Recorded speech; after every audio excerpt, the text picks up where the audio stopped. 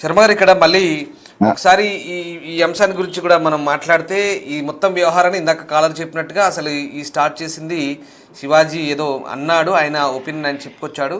కానీ ఇక్కడ అనసూయ అనే సినిమా నటి వల్ల ఇదంతా కూడా, నటి కమ యాంకర్ ఆమె వల్ల ఇదంతా, ఇలాంటి వాళ్ళందరికీ కూడా బూస్ట్ ఇవ్వడానికి కారణం ఆమె వ్యాఖ్యల ఆధారంగానే వీళ్ళంతా కూడా ఇలా రెచ్చిపోయి మాట్లాడుతున్నారు.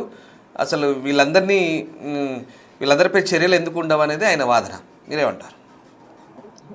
అయ్యా, శివాజీ గారు ఏమన్నారో అయితే మాకు తెలీదు.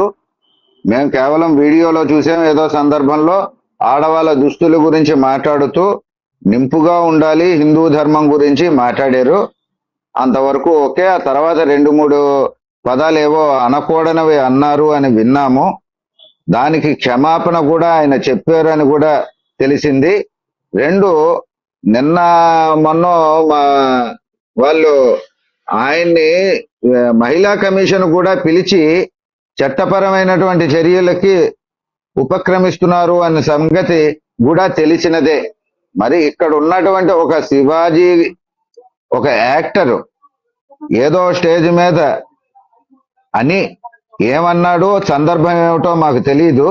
అన్నాక దాని మీద చట్టపరమైనటువంటి చర్యలు మహిళా కమిషన్ కూడా ఉపక్రమించినప్పుడు ఇంత దారుణంగా హిందూ మతాన్ని ద్వేషిస్తూ సీతాదేవిని ద్రౌపది దేవిని కూడా విమర్శిస్తూ, ఒక ఉపన్యాసకుడిని కూడా విమర్శిస్తూ, హిందూ ధర్మమే, భారతదేశమే చెడ్డది, భారతదేశంలోనే ఉండకూడదు అనుకుంటున్నారు. శర్మ గారు ఒక మాట, ఇప్పుడు ఈ సినిమా వాళ్ళు వాళ్ళ వస్త్రధారణ, లేదంటే వాళ్ళ కల్చరు, వాళ్ళ యాటిట్యూడు, వాళ్ళ బాడీ లాంగ్వేజ్, వాళ్ళ డ్రెస్సింగ్ సెన్సు, అదంతా వాళ్ళు మాట్లాడుకుంటున్నారు. అది బాగానే ఉంది. నాకు కూడా ఒక చిన్న సందేహం వచ్చింది ఇక్కడ. ఏంటంటే మధ్యలో ఈ పురాణాలు, దేవతల ప్రస్థానం ఎందుకు రావాలి? అసలు అటువైపు ఎందుకు మళ్ళినట్టు ఈ వ్యవహారం అంతా కూడా ఎందుకు మాట్లాడుతున్నారు ఇలాంటి వ్యాఖ్యలు? కారణం ఏంటి?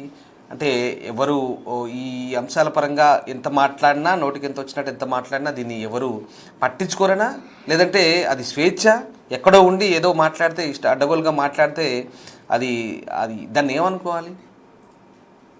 ఇందాక నేను పోలీస్ రిపోర్ట్ ఇవ్వడానికి వెళ్ళినప్పుడు సిఏ గారు, అయ్యా నా చిన్నప్పుడు రామాయణాన్ని, భారతాన్ని కూడా కొన్ని యాస పదాల్లోని ఒరే రామ, ఒరే కృష్ణ అని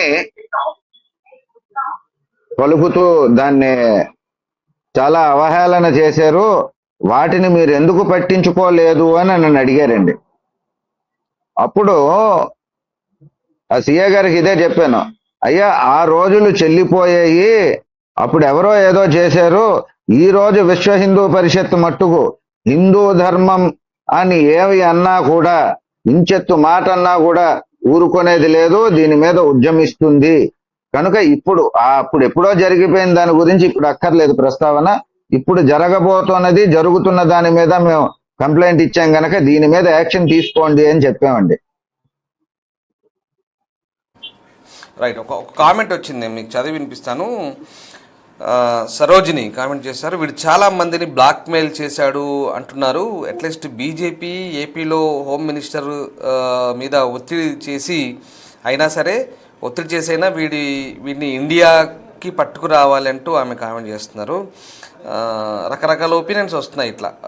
సో ఏమంటారు అంటే, నిజంగా ఇప్పుడు ఆ సమస్య తీవ్రత, అంటే ఇప్పుడు ఇలాగే మనం ఉపేక్షిస్తే, తాత్సారం చేస్తే ఇంకా రెచ్చిపోవచ్చు, ఇంకా అడ్డగోలు వ్యాఖ్యలు మాట్లాడవచ్చు అనేది కొంతమంది వాదన.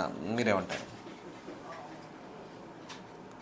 ఈ వ్యక్తినైతే ఎట్టి పరిస్థితుల్లోనే వదలడానికి వీలు లేదండి. ఇండియాకి అతి త్వరలో రప్పించాలి, అరెస్ట్ చేయాలి. ఇండియా చట్టాల ప్రకారము ఎంత కఠినమైనటువంటి చర్యలు తీసుకోవచ్చో అంత కఠినంగా శిక్షించాలి. అంతవరకు కూడా విశ్వ హిందూ పరిషత్ ఊరుకోదు, ఉద్యమిస్తూనే ఉంటుంది. ఉద్యమాన్ని ఇంకా తీవ్రతరం చేస్తుందని మీ ద్వారా తెలియజేస్తున్నాను. ఒకసారి అలాగే లైన్లో ఉండండి, మరొక కాలర్ జాయిన్ అయ్యారు. నమస్తే అండి. హలో. యా, పేరండి? ప్రశాంతి అండి. యా, ఎక్కడి నుంచి? నేను సంగారెడ్డి డిస్ట్రిక్ట్ నుంచి మాట్లాడుతున్నాను. ఫైన్. మీరు ఈ లైవ్ చూస్తూనే ఉంటున్నారు, బహుశా చూస్తుంటారు. ఇప్పుడు ఈ నా అన్వేష్ ఒక ట్రావెలర్ కమ్ యూట్యూబర్, ఇతను చేసిన వ్యాఖ్యలు ఇవన్నీ కూడా ఇప్పుడు దాని మీద పోలీస్ కేసు కూడా నమోదైంది. అంటే మీ ఒపీనియన్ ఏంటి? ఆయన మాట్లాడుతున్న తీరు, మాట్లాడే విధానం ఇదంతా కూడా మీరేమనుకుంటున్నారు? సార్, ఓపెన్ గా మాట్లాడాలంటే ఫస్ట్ ఆఫ్ ఆల్ నా అన్వేషణ వచ్చేసి చాలా అంటే చాలా వర్స్ట్ పర్సన్. నేను ఓపెన్ గా చెప్పాలంటే తన వీడియోస్ కానివ్వండి, తన వే ఆఫ్ టాకింగ్ కానివ్వండి, అస్సలు ఎక్కడ కూడా కరెక్ట్ అనిపించదు మాకైతే. నేను చూసిన ప్రతి వీడియో, ఆయన చేసిన ప్రతి ఒక్కటి మనకు తెలిసిందే. తెలిసినాక కూడా తను శివాజీ అలా మాట్లాడడం కరెక్ట్ కాదు, అది ఇదని కొంచెం బ్యాడ్ వర్డ్స్ యూజ్ చేశాడు. సో శివాజీ అన్న అయితే ఎక్కడ తప్పు మాట్లాడలేదు, ఆయన ఉన్నది మాట్లాడాడు, ఉన్నదే చెప్పాడు. అదే ఉమెన్ గా నేను చెప్తున్నా, ఆయన ఉన్నది చెప్పాడు. నేను సినీ ఫీల్డ్ లో కూడా నేను వర్క్ చేసి వచ్చిందాం. సో నేను చూస్తాను కాబట్టి ఆయన ఉన్నది చెప్పినప్పుడు ఉన్నది చెప్తూ ఉరికి దూరం అంటారు కదా, అట్లా నాన్ వేసిన వాడు ఎక్కడో బతికి వాడు అక్కడ కాదండి. ఇండియాకి వచ్చి మాట్లాడమనండి, కింద దొక్కేస్తారు వాడిని. ఇండియాకి రాకుండా ఎక్కడెక్కడో ఉండి మాట్లాడతాడు. అంటుంటే ఇండియాకి వచ్చి మాట్లాడాలి. ఎందుకు అట్లా మాట్లాడుతున్నాడు అనుకుంటున్నాను మీరు? వాడి తిండి ఎక్కువ. ఎందుకు అట్లా మాట్లాడుతున్నాడు అంటే పైసా గట్టలేక ఎక్కడి నుంచి వెళ్ళి కష్టపడ్డాడు, ఇప్పుడు డబ్బులు వాళ్ళు సంపాదించుకొని తిరుగుతున్నాడు. ఇష్టం వచ్చినట్టు రూమర్స్ క్రియేట్ చేసేసి ఇష్టం వచ్చినట్టు పోర్ట్రేట్ చేసేస్తున్నాడు. వాడు నాది ఎక్కడెక్కడో ఉంటున్నాడు, వాడిని ఎవరేం చేయలేరు అనుకుంటున్నాడు. వాడు దొరికాడు అనుకోండి, వాడు ఇంకా బతకడు. నన్ను అడిగితే ఇక్కడికి వచ్చి అంటుంటే ఇక్కడికి వచ్చి మాట్లాడాలి నా అన్వేషణ అనే వ్యక్తి. సో మీరేం డిమాండ్ చేస్తున్నారు ఈ కామెంట్ల విషయంలో? డిమాండ్ ఏం లేదండి, నేను శివాజీ అన్నకి 200% సపోర్ట్ చేస్తాము. శివాజీ అన్న మాట అయితే ఎక్కడ రాంగ్ లేదు. ఎందుకు అంటే ఏదో జరిగిపోయి ఏదో న్యూస్ హల్చల్ అయిపోయి ఏమేమో అయిపోయి క్యాండిల్స్ పట్టించుకొని అన్ని చేసి అంత వరకు తెచ్చుకుంటారు. కానీ ఒక మాట నా అనుకుని చెప్పాడు ఆ వ్యక్తి. ఆయన ఎక్కడ కూడా అనసూయ, చిన్మయ్ అనే పేరు మెన్షన్ చేయలేదు. వాళ్ళే రివర్స్